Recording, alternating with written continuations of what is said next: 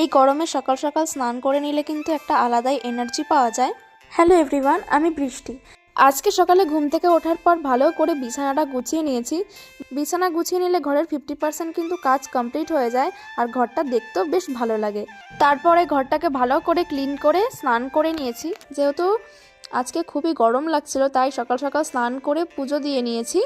বাড়িতে যত বড় কাজই থাকুক না কেন, এই স্নান করার পুজো দেওয়া, এই দুটো কাজ হয়ে গেলে দেখবে বাকি কাজগুলো করতে একদমই সময় লাগে না, আর মাইন্ডটা ফ্রেশ থাকে।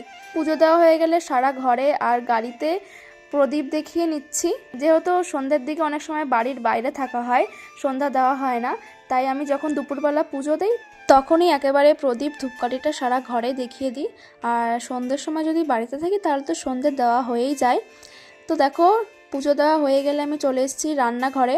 তো অনেকগুলো টমেটো ছিল বাড়িতে, যেগুলো একদম লাল লাল হয়ে যাচ্ছিল। কোচবিহারে তো টমেটো এখন খুবই সস্তা, তো বাড়িতে অনেকগুলো টমেটো ছিল, সেগুলো দিয়ে ভাবলাম কি করা যায়। টমেটো দিয়ে তো ডাল বা মাছের ঝোল এগুলো তো খাওয়া হয়েইছে, তাই ভাবলাম আজকে টমেটোর ঝাল করব। তেলটা গরম হয়ে যাওয়ার পর ফোড়নে দিয়েছিলাম শুকনো লঙ্কা, কালো সর্ষে, তারপর দিয়ে দিয়েছিলাম কেটে রাখা টমেটোগুলো। লবণ, হলুদ আর কাঁচা লঙ্কা দিয়ে ভালো করে কষাতে হবে, জল ব্যবহার করা যাবে না।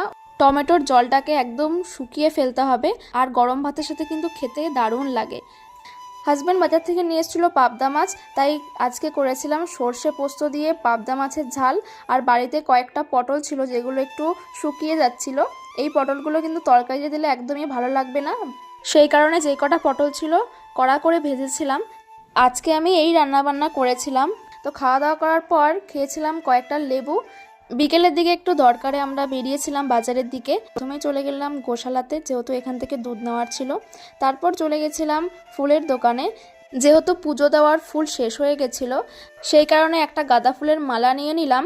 তারপর চলে গেছিলাম সবজির দোকানে, কিছু টুকিটাকি সবজি কেনার ছিল। সবজি কিনে চলে এসেছিলাম বাড়ির দিকে। তো আজকের পর্যন্ত টাটা।